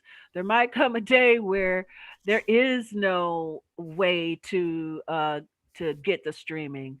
Maybe the power shut down. So I gotta keep my CDs so I can, listen to my music. I don't know. Like I said, it's something. It's funny you say that. I said that about cryptocurrency, and I'm a big proponent of cryptocurrency. I believe in. If those y'all wondering what is cryptocurrency, I know you see where you could pay with bitcoins and that kind of stuff. And I was actually getting into mining and all that stuff at one time, but I kept saying in the back of my mind, what happens if technology if we actually had the 2Y? Remember when 2YK and everybody y'all went out and bought bottles of water and duct tape and potted meat and all that shit and plastic because the world. But what if that actually does happen? Hey, the way things have changed so quickly. I mean, I think it's smart to prepare just in case. Because you just never know. Stuff is happening left and right. And honestly, what's in the movies typically eventually happens. What's in sci-fi? Yeah, because we're actually living through an episode of Outbreak. Yes. With Dustin Hoffman and They've been making these movies in preparation for this stuff. They've been trying to warn us back behind the scenes, and in a way. So I pay attention to this stuff. I mean, I don't live my life in a paranoia. I don't walk around, thinking that somebody's gonna get me. But at the same time, I'm not gonna not be prepared just in case. You know what I'm saying? There's a difference between, it's like insurance. I have faith. I believe that God is taking me where, but maybe God's path for me is to take me through a virus. Maybe that's part of the plan. Make me stronger, make me better, or take me home. You know, so to be prepared is not a bad thing. To live in fear is not a good thing, but to be prepared, I think makes sense. And I pay attention to these sci-fi movies because I'm like, okay, what they telling us about now? It's so funny. The Stand by Stephen King is Mm-hmm. my favorite Stephen King book. It's my favorite Stephen King book. I the first time I read it, I think I was in high school, and then I read it again when I was in college, and then I read it again when I was in my 20s because I always found something new. I mean, it's super long, but my favorite book. And they made a series out of it. Now they've done a new series. It's Oh, really? on CBS Access. Yes, it comes out one episode a week. It's 9 episodes, and it is about this. It's Mm-hmm. about this. Exactly what we are going through right now. It's Mm-hmm. about this. The world, 90, I mean, it's much worse. It's much worse than this, but it's like 99% of all population is killed by a man-made virus. And and then it's the people that are left, the people of the light, and then the people of the dark that are left, and then they have to make a stand. So who is going to take humanity forward? It's deep. And mhm, the first episode was pretty good. Was good. So, but all that stuff is like been talked about. It's been talked almost everything in a sci-fi movie that takes place on Earth, you know, has happened. It's I shudder to think. I mean, it's nothing to really think about now because it's over with. They're doing some crazy last minute stuff, but it's not going to work. But I truly shudder the thought of what if this fool hadn't got reelected. And I'm gonna tell you something. As ignorant and as ruthless as it might have seemed with Nancy Pelosi playing games, I truly believe, it's just my belief system, that had Trump got reelected, I mean, had there been a stimulus check package done before the election, I think he would have got reelected. I Wow. really do. I think that people would have saw it as, oh, he's the savior that he professed to be. I truly I do. But I'm not sure that is why. My thought would be, whenever people are comfortable, they don't care about change. You mm, know what I mean? But the thing about it is, $1,200, the $1,200 that we got at that time, I really appreciated it, but didn't but do. it didn't do nothing. And this $600 It's going to do even less. is gonna do. I mean, I'm thankful. I will take it, but I gotta take that $600 and say, okay, do I pay on some of this rent that's late? Do I pay on some of the utilities that are late? Or do I pay for food? Do I pay for gas? What do I pay for with this $600? $600 is a blessing, but it ain't gonna change this situation. You know what I'm saying? So I don't know.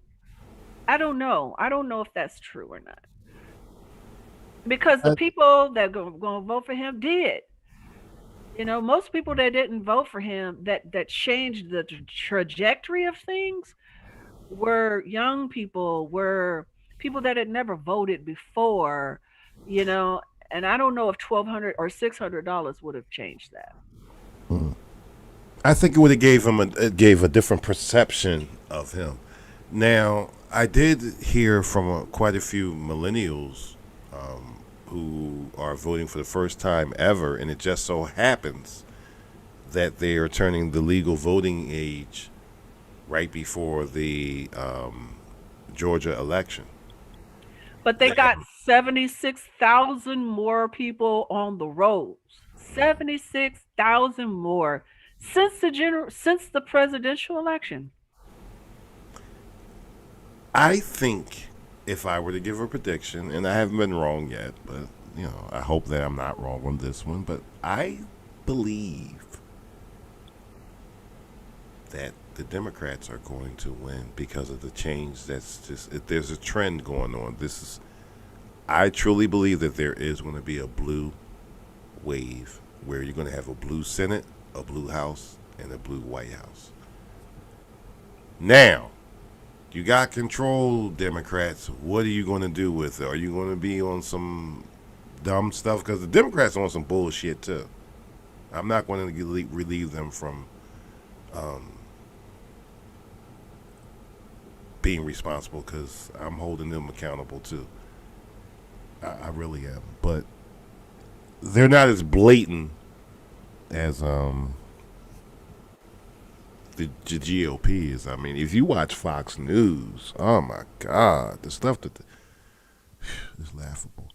I'm reading what James Patterson said. Contagion. He was talking about the movie Contagion and how everything in that movie happened. Yeah, there's a lot of them, and there's a lot of movies that weren't made in the U.S. that were made in China, that were made in other countries that predicted. Look at The Simpsons. Mm-hmm. I mean, they called Trump's presidency to a letter. As a matter of fact, if you watch movies from the 80s and they're always talking about Trump being president or even Hillary Clinton running. They talk about it. Yeah. It's all predicted. Everything that has happened was predicted. Here's the funny thing. I can remember, and I was actually looking at a documentary about Trump yesterday on CNBC. And they were right. Back in the 80s and 90s and whatever, if you look at hip hop, Trump was considered a likable guy. Mm-hmm. He's in all kind of songs. But nobody took him serious. He was always like serious as a money man because they believed his lies about how much money he was worth. You know what I mean? It turns out that was one big lie. As Maury says, the lie detector determined that was a lie. But like now, everybody's a judge, everybody's a mayor, and remember back when Arnold became governor? Mm-hmm. And you're like, well, damn, what's happened there? You got moved, but and there's like, even before then, you had Reagan. Mm-hmm. The rules but now you have actually reality stars who have become president. Yeah, because people are so tired of politics being the way they are. They want change. And so people know these stars. They know who they are. They think they know them at least.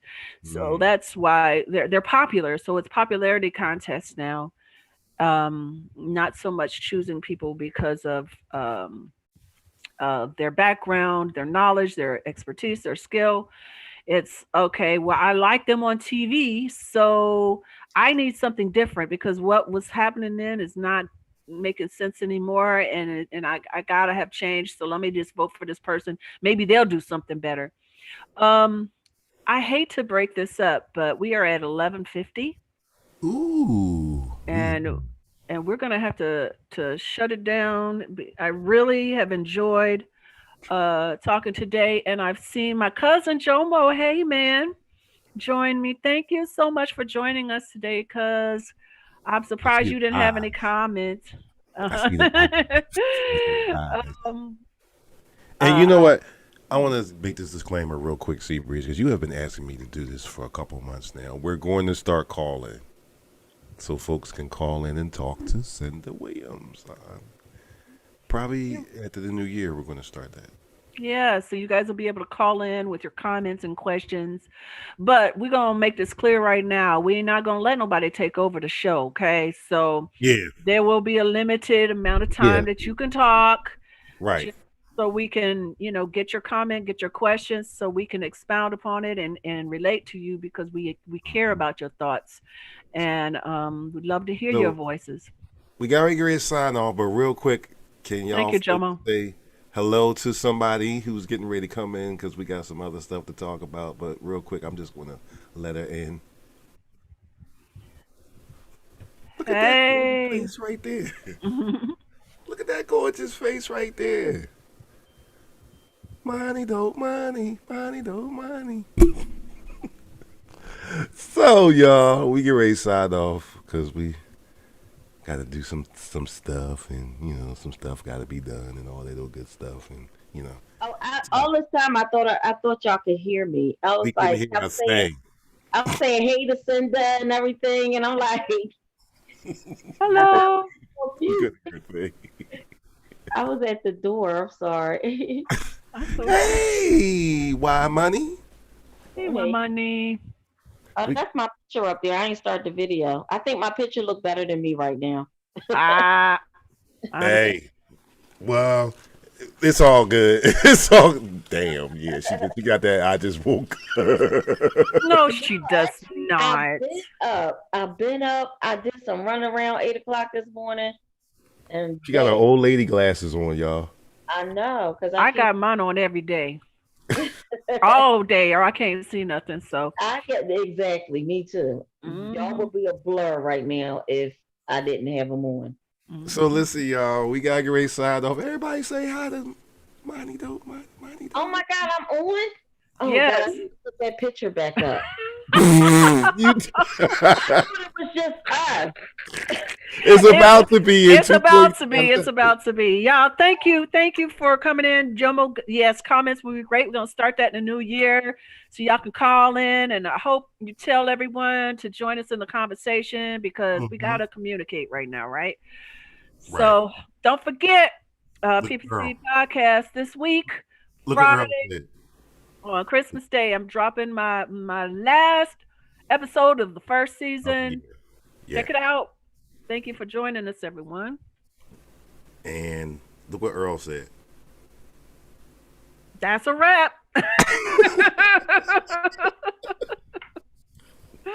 Later, y'all. Don't forget, no live show tomorrow. I'll just be on Wednesday for like a half hour, play some Christmas songs. No, Wednesday we don't. I'm in Thursday. I'm sorry, I'm in Thursday. Christmas. Yeah, we'll see you Wednesday. So please come back. Me and Seabreeze will be back. Yeah, we'll be but back. No Philly Beauty until I think next week. She might pop on for a little bit. She got a lot of cooking and stuff. Whatever. All right, lady.